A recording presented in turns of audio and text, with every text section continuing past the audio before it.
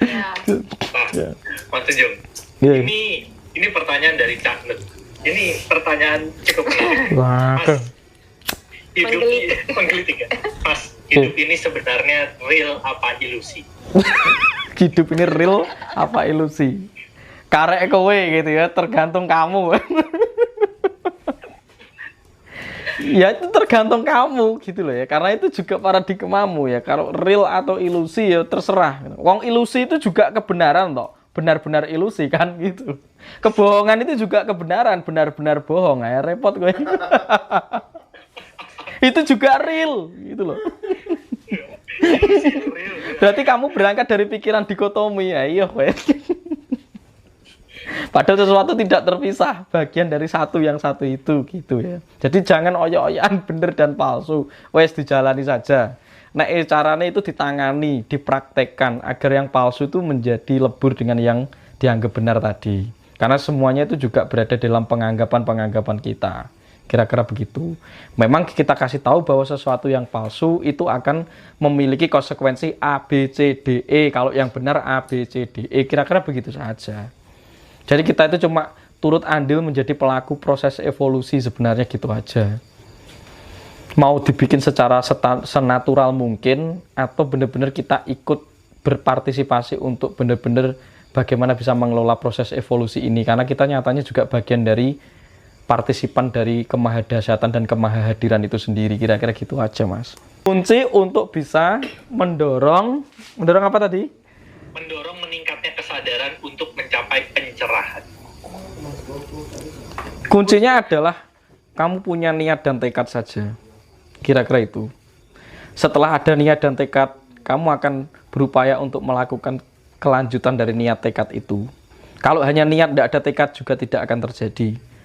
Punya daya dorong atau cipta tapi tidak ada karsa juga tidak akan terjadi wujud. Punya cipta dan karsa, tidak punya rasa untuk menyelaraskan atau mengopeni atau merawat juga tidak akan terjadi. Maka kunci utamanya niat dan tekad untuk selalu berpikir terbuka, merasakan kejujuran diri kita, dan benar-benar ya tadi latihan sabar, sadar, jembar agar nanti sampai kepada titik keberserahan. Kira-kira gitu saja, Mas. Tapi kalau tak kasih tools yang macam-macam tentang tirakat ini, tirakat ngono, nanti malah Anda itu berkiblat kepada tools saya dan akhirnya malah melekati. Nanti jadi berhala lagi. Yang paling simpel tak kasihkan itu aja. Kira-kira gitu, Mas ya. Setiap Anda punya jalannya sendiri-sendiri kok. Tapi kunci dari setiap orang itu tidak pernah berbeda. Niat dan tekad itu sama. Karena itu gung susui angin, itu gale kangkung. Ketika Anda bisa menali diri Anda di dalam niat dan tekad, ya suatu ketika Anda akan mencapai kepada sesuatu yang Anda butuhkan, yang memang diperkenankan oleh diri sejati Anda. Kira-kira gitu, Mas. Wes, gitu ya. Terakhir, Oh ya, terakhir satu lagi yo. Ini dari orang yang kayaknya mengikuti medsosnya Mas Tunjung. Ya. Mas Tunjung, beberapa hari yang lalu kan sempat kehilangan handphone katanya. Lalu beberapa saat kemudian handphone itu balik lagi ke Mas Tunjung. Ya. Apa yang Mas Tunjung rasakan waktu itu? Apa ada tips untuk kita setiap kali mengalami hal seperti itu? Rasa apa yang perlu kita utamakan? Terima kasih. Waduh, ya oke. Ya pas waktu HP saya hilang ya. Jadi memang pada waktu itu mungkin memang ada keterkaitan dan keterikatan tentang proses saya, Mas ya. Jadi pada suatu ketika saya itu sempat mengeluh ya.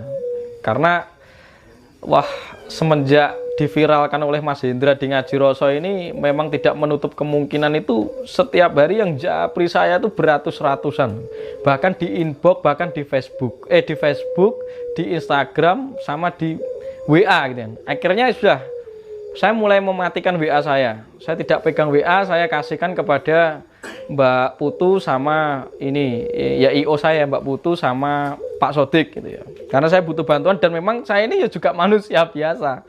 Jadi kalau orang yang japri itu macam-macam Mas. Ada yang sakit A, sakit B, ada. Jadi ngiranya saya ini dukun ya, mungkin kan gitu. Jadi padahal saya itu tidak. Jadi mereka meyakini bahwa saya itu pasti bisa menyembuhkan, pasti bisa melariskan dagangannya dan lain sebagainya. Saya sudahlah, itu hak mereka dan itu karena mereka punya prasangka atas diri saya. Padahal saya ini juga cuma menipu mereka ya kan, melalui kanal YouTube itu kan gitu. Tapi pada waktu itu saya sempat ngerekso gitu dan mungkin ada kontaminasi tentang rasa sambat. Sambat, namanya manusia tetap sambat ya. Apalagi hidup saya yang awal-awalnya biasa cuma di rumah mainan ayam, main apa, pergi sama anak-anak. Dan itu mendadak seperti artis ya. Jadi kan psikologis itu juga ikut berperan nih. Juga mengalami perubahan drastis di aspek psikis, psikologis dan energi. Nah ini kalau saya benar-benar tidak mengendalikan itu, ya bisa jadi saya bisa terjatuh. Makanya saya sering bilang kepada para peserta itu, tolong saya ikut dijaga ya. Nanti gara-gara kamu itu terlalu tidak menjaga saya, nanti saya malah kamu bikin jatuh dan tergoda dan terlena. Itu juga karena kamu terlalu tidak menjaga saya kan gitu. Karena saya sendiri butuh dijaga dalam artian tingkah laku kita untuk berkomunikasi tetap dalam kondisi sadar dan adab yang sesuai ya, tepat dan rasional. Maka pada waktu itu mungkin Gusti itu menjawab itu dengan mengistirahatkan saya dan menghilangkan HP saya. Jadi ketika saya keluar mau beli pot bunga itu kalau tidak salah saya ini ngambil uang di ATM. Nah kebetulan ketika turun dari mobil HP itu jatuh gitu kan. Tapi saya tidak sadar, tapi ada sopir saya itu bilang itu baru nemu HP itu ibu-ibu itu gitu kan. Tapi saya tidak sadar kalau itu HP saya. Ya udah tetap saya jalan. Ketika sudah jauh, ya saya lihat di tas saya kok nggak ada. Nah ternyata HP yang jatuh itu HP saya, kira-kira gitu. Awalnya ya tetap panik gitu ya, tetap panik karena di situ kan masalahnya ada nomor-nomor teman-teman dekat saya dan orang-orang pribadi. Takutnya kalau memang disalahgunakan kan gitu. Itu khawatir saya pertama di situ. Tetap manusiawi, saya takut kalau nanti terus di sabotase untuk apa itu minjam uang dan lain sebagainya. Mungkin kan gitu perasaan saya awalnya ke situ, prasangka saya. Lah lama-kelamaan dalam mobil itu saya mulai menangani pikiran dan batin saya. Ya sudahlah. Mungkin ini jawaban saya jawaban Tuhan bahwa selama ini saya ngersulo dijabri orang, ya udah ini hilang. Mungkin saya suruh istirahat, tidak ngurusi HP kan gitu ya. Ya wes. Ini bersyukur juga, matur suwun kan pada waktu saya berterima kasih. Tapi saya tetap menjaga ketenangan diri saya. Saya mulai menghubungi istri saya untuk segera mengeluarkan melog out Facebook dan lain sebagainya gitu kan. Ya sudah. Ketika itu saya tetap tenang. Tapi saya yakin itu akan kembali tidak sampai 24 jam.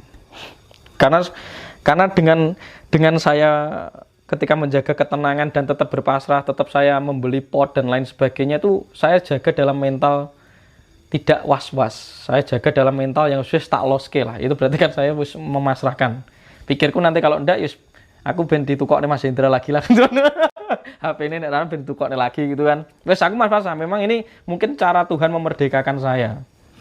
Nah semakin itu saya lupa, tapi saya pulang ke rumah gitu. Lah tiba-tiba terus ada yang berniat mengembalikan gitu ya. Ada yang berniat mengembalikan karena tetangga dia melihat saya di YouTube. Jadi melihat saya di YouTube, ngasih tahu bahwa ini HP saya adalah akhirnya dites, akhirnya apakah benar dari segi tipe HP, dari apa. Ya sudah, akhirnya saya suruh orang untuk ngambil HP itu, akhirnya dikembalikan. Kira-kira gitu. Dan akhirnya malah sekarang ya sudah jadi saudara aja gitu. Ya saya percaya karena kayak saya menjaga ketenangan, ternyata Tuhan itu memberikan sesuatu yang sesuai gitu. Maka keberserahan atau pelepasan itu kunci dari untuk menarik sesuatu yang Anda butuhkan sebenarnya. Kira-kira itu. Kalau Anda mengira sesuatu tidak bekerja, berarti selama ini Anda ini kontradiksi. Mempercayai Tuhan maha luar biasa, tapi Anda seringkali tidak mempercayakan hal itu kepada Tuhan. Nyatanya Anda tidak mau berserah. Itu kira-kira gitu, Mas. Ya, analisa sendiri kan di bawah kesadaran sebenarnya. Yang seringkali kita ini menjadi analisa itu menjadi tidak selaras, itu karena analisanya berlebihan, Bu. Misalkan gitu. Nah, analisa berlebihan itu seringkali mendatangkan ketakutan. Jadi sesuatu belum terjadi itu dianalisa terus, piye ya ini gini itu malah jadi ketakutan gitu. Padahal analisa itu dibutuhkan sebenarnya. Berarti Berarti dalam beraktivitas sehari-hari kita selalu menyadari kesadaran diri. Betul. Setiap detik. Gitu. Betul. Makanya kan kita perlu menyadari bahwa kesadaran itu sendiri akan fluktuatif sebenarnya. Maka orang-orang kuno itu mengajarkan tentang pentingnya berdoa, ya, pentingnya berdoa sebelum mendahului aktivitas, pentingnya kita merapal mantra dan lain sebagainya. Itu sebenarnya untuk kita berlatih kesadaran sebenarnya. Karena kebanyakan lupa itu kita ya gitu. Berarti kita menyadari diri sejati, terus kondisi ngecun sama nyambung sama Allah atau semesta. Yeah. Terus kalau kita menganalisa itu ya berarti kita mengamati diri kita sedang menganalisa. Kalau cuci piring berarti kita mengamati diri kita sedang cuci piring gitu ya. Ya, dimulai dari situ saja ya. Jadi bukan berarti analisa itu tidak boleh, analisa boleh. Karena ketika Anda berhadapan dengan mara bahaya dan lain sebagainya, situasi kondisi tertentu, Anda butuh analisa. Karena analisa itu berkaitan dengan observasi. Tapi kalau analisa berlebihan itu berarti kan mempertanyakan sesuatu berlebihan. Nah, ketika mempertanyakan sesuatu berlebihan, Anda berada di dalam mental kecemasan. Nah, kecemasan ini akan membulat menjadi ketakutan berlebihan. Ini tidak sehat. Justru seringkali kita akan merusak diri kita dengan seperti itu, gitu. Jadi analisa tetap boleh, itu tetap boleh. Kalau kita ngelihat TV kan kita pandangan kita. Lah ya itu makanya. Makanya kan itu kan termasuk media sosial itu membuat diri kita tuh kebanyakan nganalisa. Karena apa, kita dihadirkan dengan cekokan-cekokan berita yang mungkin tidak selaras. Makanya saat menonton TV, pilih berita-berita yang memang oke, tayangan-tayangan oke, NetGeo atau apa gitu kan.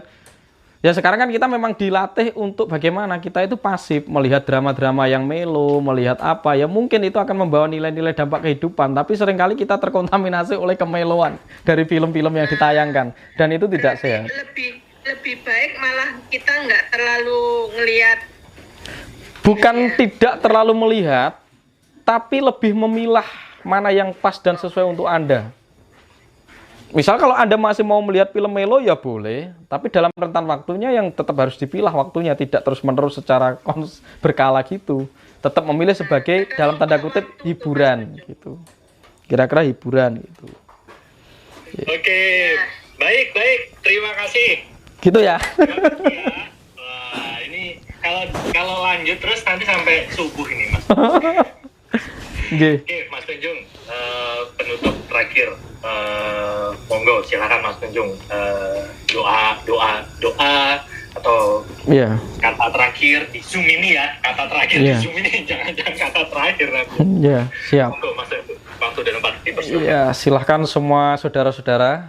Jadi kali ini kita sudah diizinkan bertatap muka, bersharing, di mana kita sudah benar-benar diizinkan menikmati teknologi yang ada, kita pergunakan sesuatunya menjadi lebih baik dan lebih selaras untuk memperkembangkan taraf kesadaran kita agar lebih mapan.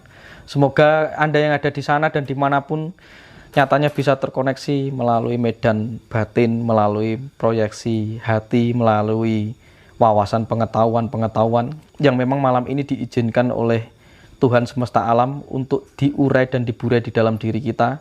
Semoga menambah wawasan, semoga menjadi tirta yang menenangkan. Di dalam keseluruhan, semua yang sedang duduk, sedang mendengarkan apapun saja, mungkin Anda yang merasa hari ini hancur dan patah, Anda akan dibawa kepada medan yang lebih tinggi, Anda dibawa kepada sesuatu yang lebih pas di hadapan Tuhan Yang Maha Esa. Anda akan terbawa menuju sesuatu yang lebih tinggi dalam derajat kemakoman Anda, dalam tingkat perspektif, pengetahuan, pemahaman, di mana Anda mampu bisa mengintegrasikan semua yang sekarang Anda dapatkan. Anda mampu mengimplementasikan dari apa yang sudah Anda dapatkan itu di dalam kehidupan Anda sendiri-sendiri.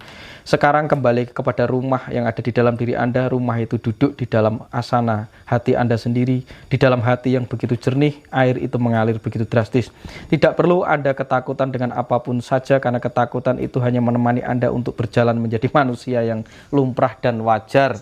Tapi ketakutan memang harus dikembalikan kepada diri kita, karena ketakutan hanya anak-anak kecil yang perlu didewasakan. Karena kecemasan adalah anak-anak kecil yang perlu didewasakan. Didewasakan di dalam berkat kehadirat Tuhan yang Maha Esa. Karena di dalam Tuhan Anda bisa berserah, karena di dalam Tuhan kepasrahan terjadi. Di dalam Tuhan itulah Anda menyatu dengan sesuatu yang bersifat sempurna. Di dalam kemantapan, di dalam tekad dan iman yang menyatu. Dalam perspektif apapun, dalam paradigma apapun, segala perbedaan adalah tunggal. Semua yang terjadi hanya perbedaan lintas pandang, tapi sejatinya pandangan itu hanyalah sesuatu berdasarkan ilusi pikiran dan perasaan kita. Ketika pikiran dan perasaan sudah melebur menjadi satu, keduanya manunggal di dalam tataran yang lebih tinggi. Pandangan pun akan menjadi awas, waskito, jeli, titis, tatas, dan Anda bisa melihat cakrawala sebegitu luasnya. Anda menjadi diri Anda yang seutuhnya. Terima kasih Mas Ari, Mbak Rusi, dan semua yang sudah berpartisipasi.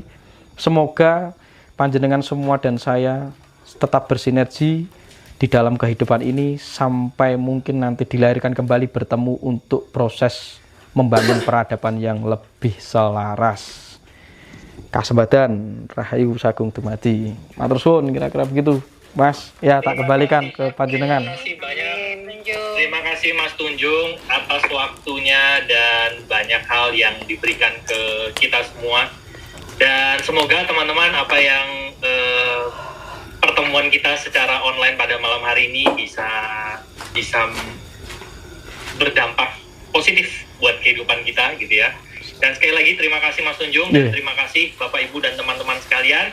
Nanti kita bisa berjumpa lagi di waktu-waktu berikutnya, dan kalau teman-teman mau ikut rutin Zoom bareng Lompatan Hidup setiap Kamis, silahkan kontak aja Bro Charles gitu ya, atau kunjungi website kami di lompatanhidup.com gitu ya. Dan nanti rekaman webinar pada malam hari ini dia akan juga disebarkan, akan di-broadcast ke WA-nya teman-teman juga. Terima kasih sekali lagi, selamat malam dan salam sejahtera untuk kita semua.